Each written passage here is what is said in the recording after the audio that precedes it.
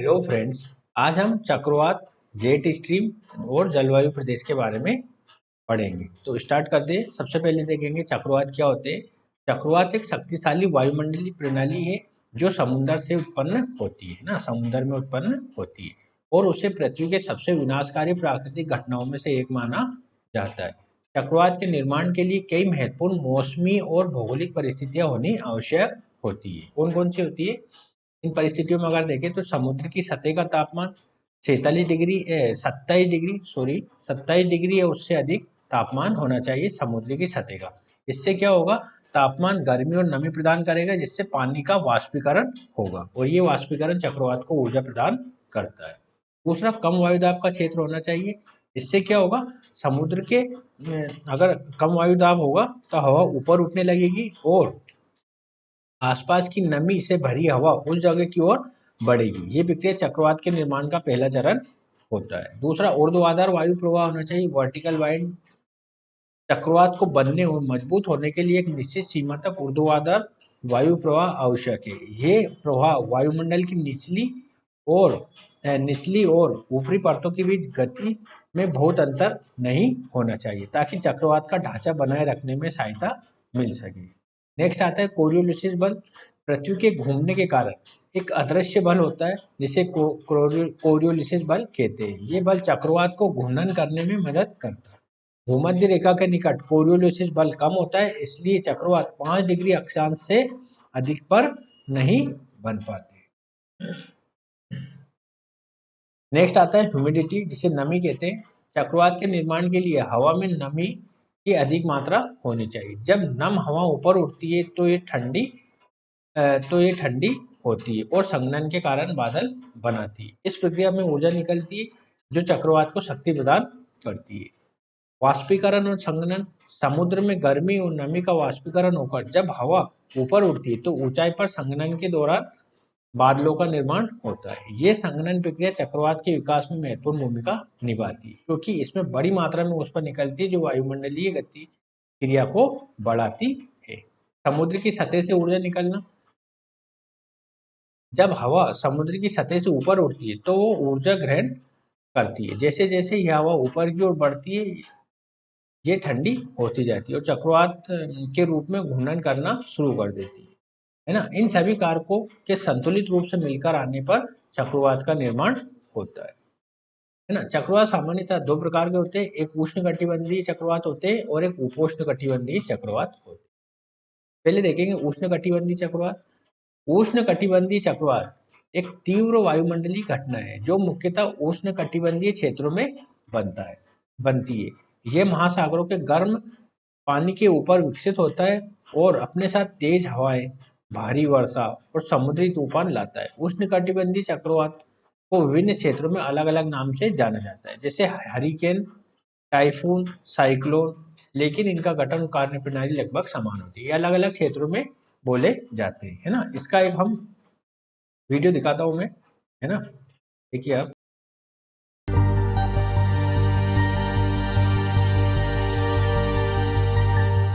चक्रवात अधिकांशतः गर्म उष्णकटिबंधीय जल के बड़े भागों पर बनते हैं, इसलिए इनको उष्णकटिबंधीय चक्रवात के नाम से जाना जाता है। इनको उत्तरी अटलांटिक में हरिकेन के नाम से भी जाना जाता है, पैसिफिक में टाइफून और हिंद महासागर में साइक्लोन के नाम से जाना जाता है। उत्तरी गोलार्ध में बने हुए चक्रवात में वायु एंटी क्लॉकवाइज दिशा में और दक्षिणी गोलार्ध में बने हुए चक्रवात में वायु केंद्र के चारों ओर क्लॉकवाइज दिशा में घूमती है और हवा की न्यूनतम गति 62 किलोमीटर प्रति घंटा होती है। भारत में मुख्य रूप से चक्रवात आने के दो मौसम हैं। पहला है अप्रैल से जून तक का मानसून आने से पूर्व का मौसम और दूसरा मानसून के आने के बाद का मौसम, यानी अक्टूबर से दिसंबर तक। हर 5 चक्रवातों में से 4 बंगाल की खाड़ी में आते हैं और 1 अरब महासागर में आता है। हर 5 चक्रवातों में से 2 से 3 चक्रवात तीव्र होते हैं और 1 या 2 बहुत अधिक तीव्र होते हैं। न्यूनतम वायुमंडलीय चाप और अत्यधिक सतही बहाव वाली हवा के आधार पर हिंद महासागर में बहने वाले चक्रवातों को 5 श्रेणियों में विभाजित किया जाता है। चक्रवाती तूफान, भीषण चक्रवाती तूफान, अति भीषण चक्रवाती तूफान, अत्यंत भीषण चक्रवाती तूफान और अंत में महाचक्रवाती तूफान। सबसे महत्वपूर्ण पहलू चक्रवात का निर्धारण करना है, जो सबसे कम दबाव वाले सतह के स्तर पर या हवा के एंटी क्लॉकवाइज सर्कुलेशन का केंद्र है। इसका कारण यह है कि एक चक्रवात के दौरान उसकी तीव्रता केंद्र पर दबाव के आधार पर या अधिकतम या न्यूनतम हवा की गति के आधार पर निर्धारित की जा सकती है। एक पूर्ण विकसित चक्रवात का एक नेत्र होता है, जो चक्रवात का केंद्र होता है। इस नेत्र के चारों ओर एक दीवार जैसा 10 से 100 किलोमीटर का बादलों का घेरा होता है, जिसे आई वॉल या वॉल क्लाउड क्षेत्र कहते हैं। ये चक्रवात का सबसे खतरनाक भाग होता है, जहां हवा की रफ्तार 250 किलोमीटर प्रति घंटा तक हो सकती है। जैसे ही हम वॉल क्लाउड रीजन से दूर जाते हैं, बादल आई वॉल रीजन से कुंडली के रूप में दिखाई देता है। इस क्षेत्र को रैन बैंड रीजन भी कहते हैं।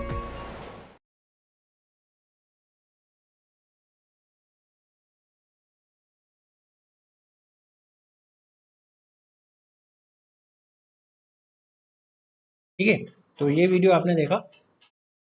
अब शीत कटिबंधी चक्रवात है ना, जिसे मिड लेटीट्यूड साइक्लोन कहते हैं या एक्स्ट्रा ट्रॉपिकल साइक्लोन भी कहा जाता है, पृथ्वी के मध्य अक्षांश 30 से 60 डिग्री के क्षेत्रों में उत्पन्न होता है। ये चक्रवात आमतौर पर ठंडी और गर्म हवा से मिलने से बनते हैं और इनका प्रभाव यूरोप, उत्तरी अमेरिका और एशिया के कई हिस्सों में देखा जाता है। इनका निर्माण और कार्यप्रणाली उष्ण कटिबंधीय चक्रवातों से भिन्न होती है ना। इसका भी हम थोड़ा देख लेते हैं। Air masses are gigantic atmospheric volumes with very specific temperature and humidity characteristics. When two different air masses come into contact, they don't mix. They push against each other along a line called a front. When a warm air mass meets a cold air mass, the warm air rises since it is lighter. At high altitude, it cools, and the water vapor it contains condenses. This type of front is called a warm front. It generates nimbostratus clouds, which can result in moderate rain. On the other hand, when a cold air mass catches up with a warm air mass, the cold air slides under the warm air and pushes it upward. As it rises, the warm air cools rapidly. This configuration, called a cold front, gives rise to cumulonimbus clouds, often associated with heavy precipitation and storms. As air masses move, pushed by winds, they directly influence the weather in the regions over which they pass. In this way, they help to circulate heat and humidity in the atmosphere.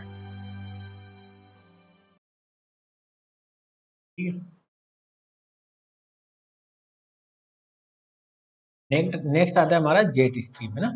Jet stream उच्च वायुमंडल में तीव्र गति से चलने वाली हवा की सक्रिय धाराएं होती है, जो पृथ्वी के दोनों गोलार्धों में पश्चिम से पूर्व की ओर प्रवाहित होती है। ये धाराएं वायुमंडल की ऊपरी परत में पाई जाती है, जिसे हम ट्रोपोस्फीयर कहते हैं, जो पृथ्वी की सतह से लगभग 8 से 15 किलोमीटर की ऊंचाई पर स्थित होती है। जेट स्ट्रीम की गति 100 से 400 किलोमीटर प्रति घंटा होती है। जेट स्ट्रीम के निर्माण की अगर प्रक्रियाओं को देखें तो जेट स्ट्रीम का निर्माण पृथ्वी के वायुमंडल में विभिन्न तापमान और दाब क्षेत्रों के अंतर से होता है ना। तो निम्नलिखित प्रमुख कारक इसके निर्माण में भूमिका निभाते हैं। कौन कौन से कारक? पहला आता है तापमान में अंतर। वायुमंडल के विभिन्न हिस्सों में तापमान का अंतर जेट स्ट्रीम के निर्माण का मुख्य कारण है। उष्ण कटिबंधीय और ध्रुवीय क्षेत्रों के बीच तापमान में काफी अंतर होता है, जिससे उच्च और निम्न वायुदाब क्षेत्रों का निर्माण होता है। यह अंतर जेट स्ट्रीम को गति प्रदान करता है। नेक्स्ट आता है कोरियोलिसिस बल। पृथ्वी के घूर्णन के कारण कोरियोलिसिस बल जेट स्ट्रीम को पश्चिम से पूर्व की ओर पूर्व की दिशा में बहने पर मजबूर करता है। यह बल उत्तरी गोलार्ध में हवा को दाईं ओर और दक्षिणी गोलार्ध में बाईं ओर मोड़ता है। नेक्स्ट आता है वायुमंडलीय दबाव। वायुमंडलीय दबाव में बड़े अंतर जेट स्ट्रीम्स के प्रभाव को प्रभावित करते हैं। जब ठंडी और गर्म हवा आपस में मिलती है तो वायुदाब का अंतर उत्पन्न होता है, जिससे हवा तीव्र गति से बहने लगती है। प्रमुख प्रकार की जेट स्ट्रीमों को अगर देखें तो पहले आता है ध्रुवीय जेट स्ट्रीम, जिसे पोलर जेट स्ट्रीम कहते हैं। ये जेट स्ट्रीम ध्रुवीय और उष्णकटिबंधीय क्षेत्रों के बीच में पाई जाती है, जो लगभग 50 से 60 डिग्री अक्षांश पर होती है। ये सबसे तीव्र जेट स्ट्रीम होती है और पृथ्वी के दोनों गोलार्धों में मौजूद होती है। ये चक्रवाती और मौसम प्रणालियों को प्रभावित करती है। ये पोलर जेट स्ट्रीम ये दिख रही है ना, ये वाली पोलर जेट स्ट्रीम, ठीक है। नेक्स्ट आता है उपोष्णकटिबंधीय जेट स्ट्रीम। ये जेट स्ट्रीम 30 से 40 डिग्री अक्षांश पर पाई जाती है और उष्णकटिबंधीय क्षेत्रों के पास होती है। ये अपेक्षाकृत कमजोर होती है, लेकिन मौसम प्रणाली में महत्वपूर्ण भूमिका निभाती है। जेट स्ट्रीम के प्रभाव में देखें तो सबसे पहले मौसम परिवर्तन। जेट स्ट्रीम का स्थान और गति मौसम में बड़े बदलाव ला सकते हैं। जब जेट स्ट्रीम नीचे की ओर खिसकती है तो ठंडी हवा दक्षिणी क्षेत्रों में प्रवेश करती है, जिससे ठंडी लहरें उत्पन्न होती है। इस प्रकार ये ऊपर की ओर खिसकती है तो गर्म लहरें उत्पन्न होती है। हवाई यात्रा पर प्रभाव पड़ता है। जेट स्ट्रीम हवाई यात्रा पर भी प्रभाव डालती है। इसके साथ यात्रा करने पर विमानों की गति बढ़ जाती है और ईंधन की बचत होती है। जबकि अगर इसके विपरीत दिशा में अगर चल रहे हैं तो यात्रा करने के समय और ईंधन दोनों की खपत बढ़ जाती है। मौसम चक्रवात और तूफान। जेट स्ट्रीम चक्रवातों और तूफान की गति और दिशा को प्रभावित करती है। ये चक्रवातों के ऊपर से गुजरती है, जो तूफान की तीव्रता बढ़ जाती है और वे अपनी दिशा बदल सकते हैं।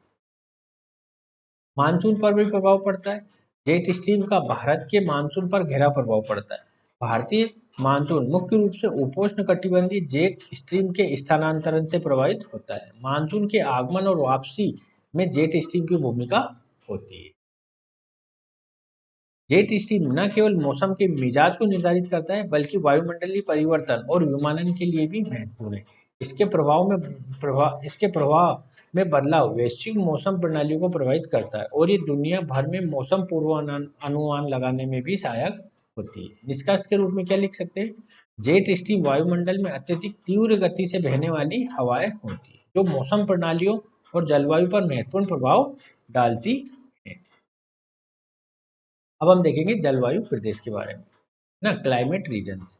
जलवायु प्रदेश पृथ्वी के विभिन्न हिस्सों में जलवायु की विविधता को दर्शाने वाले क्षेत्र होते हैं, जो मुख्य रूप से तापमान, वर्षा, हवाएं और अन्य मौसमी तत्वों के आधार पर विभाजित किए जाते हैं।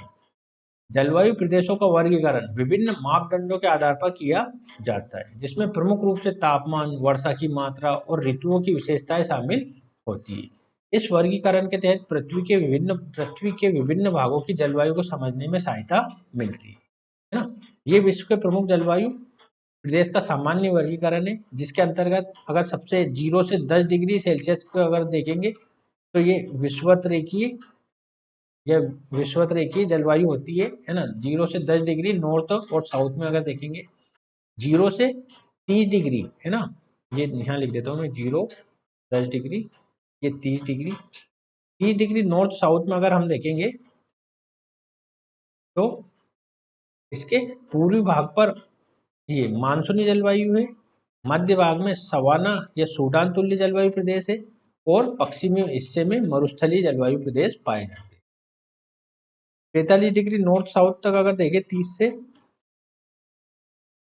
तो इसके पूर्व क्षेत्र पे चीनी तुल्य जलवायु पाई जाती है, मध्य में स्टेपी तुल्य जलवायु पाई जाती है और पश्चिम में भूमध्य सागरीय जलवायु प्रदेश पाए जाते हैं।